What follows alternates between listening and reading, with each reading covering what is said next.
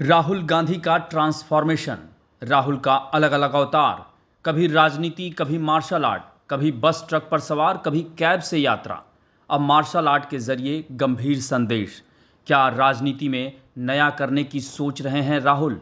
कांग्रेस सांसद और अब लोकसभा में नेता प्रतिपक्ष राहुल गांधी ने कल भारत जोड़ो न्याय यात्रा का एक वीडियो शेयर किया, जिसमें राहुल जिऊ जित्सु, जो मार्शल आर्ट का एक फॉर्म है, उसे करते दिखाई दिए। इस वीडियो के साथ सोशल मीडिया प्लेटफॉर्म एक्स पर उन्होंने पोस्ट लिखा, जिसके आखिर में उन्होंने भारत डोजो यात्रा कमिंग सून लिखा। ऐसे में क्या राहुल गांधी फिर कोई यात्रा करने वाले हैं? इसके कयास लगाए जाने लगे हैं। वैसे इस पूरे पोस्ट के बारे में हम आगे बताएंगे कि इस यात्रा का क्या मकसद हो सकता है। लेकिन इन दिनों राहुल गांधी जिस तरह कभी बस पर, कभी ट्रक पर, कभी कैब पर, कभी मेट्रो पर, कभी ट्रेन पर सवार नजर आते हैं, तो कभी अचानक सुरक्षा घेरा तोड़कर आम लोगों से मिलने लगते हैं, तो कभी मोची के पास बैठकर जूते सिलवाने लगते हैं, तो कभी लोको पायलट के साथ मिलते हैं, तो कभी चाय आइसक्रीम खाने लगते हैं। और अब पुराने दिनों के मार्शल आर्ट का वीडियो शेयर कर उन्होंने आगे की अपनी रणनीति का बहुत ज़बरदस्त तरीके से खुलासा किया। इस दौरान उन्होंने एनर्जी के जरिए नफ़रत और मोहब्बत का जो संदेश देने की कोशिश की, वो किसको और वो क्या कहना चाहते हैं, इसे समझना मुश्किल नहीं। ज़रा याद कीजिए, अभी 2 साल होने में बस 1 हफ्ते का समय बचा है। यानी उस दिन तारीख थी 7 सितंबर और साल था 2022। देश में तब एक नामचीन लेकिन नाकामी का टैग लिए एक नेता की अक्सर चर्चा होती रहती थी। हालांकि तब तमाम लोग, जिसमें उनके सहयोगी भी शामिल थे, वो भी उन्हें गंभीरता से नहीं लेते थे। लेकिन उस नेता की एक यात्रा ने उनकी छवि को बिल्कुल बदल कर रख दिया, और अब तो सत्ता में बैठे लोग उस नेता को जाने अनजाने भी गंभीरता से लेने लगे हैं।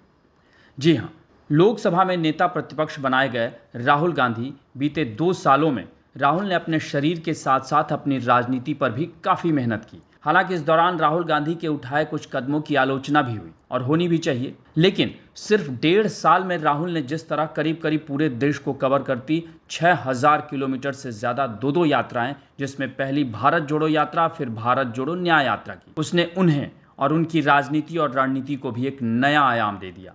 राहुल गांधी की इस यात्रा में पहले उनके समर्थक उनसे जुड़े, फिर आम लोग, और बाद में विपक्ष के तमाम नेता भी उनसे और उनकी यात्रा से जुड़ने लगे। और फिर लोकसभा चुनाव के नतीजों ने राहुल और उनकी राजनीति की दिशा दशा ही बदल दी। हालांकि कांग्रेस पार्टी 99 पर आकर रुक गई, लेकिन 2019 में 52 सीटों से 99 सीटों की छलांग भी कम नहीं कही जा सकती, अगर परसेंटेज के हिसाब से देखें तो। यही नहीं, 10 सालों से विपक्षी होने तक की औकात न होने का टैग और तंज, दोनों को उन्होंने एक पल में उखाड़ फेंका, यानी उससे निजात पा लिया। और फिर उसके बाद राहुल गांधी और उनकी टीम जिस तरह सोशल मीडिया से लेकर ज़मीन पर मुस्तैदी से सक्रिय है, वो उनकी राजनीति के लिए कितना कारगर होगी, ये तो वक्त बताएगा।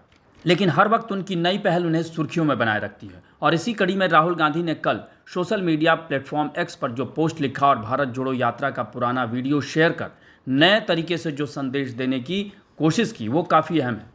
राहुल ने लिखा कि भारत जोड़ो न्याय यात्रा के दौरान जब हम हजारों किलोमीटर की यात्रा कर रहे थे, तो हमारे कैंप में हर शाम जिऊ जित्सु प्रैक्टिस का रूटीन था। यह फिट रहने का एक सीधा सा तरीका था, लेकिन यह जल्दी एक कम्युनिटी एक्टिविटी में बदल गया। हम जिस शहर में रुकते, वहाँ यात्रा में शामिल लोग और उन शहरों के यंग मार्शल आर्ट स्टूडेंट शामिल होते थे। हमारा मकसद इन युवाओं को इस जेंटल आर्ट की खूबसूरती बताना था।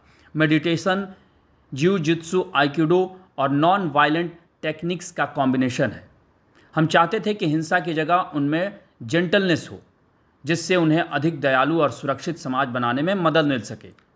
इस राष्ट्रीय खेल दिवस पर सभी से अपना अनुभव शेयर करता हूं। उम्मीद है आप में से कुछ लोग जेंटल आर्ट की प्रैक्टिस के लिए इंस्पायर होंगे। भारत डोजो यात्रा कमिंग सून। इस पोस्ट में राहुल गांधी का अंतिम वाक्य उनकी आगे की रणनीति का एक हिस्सा था।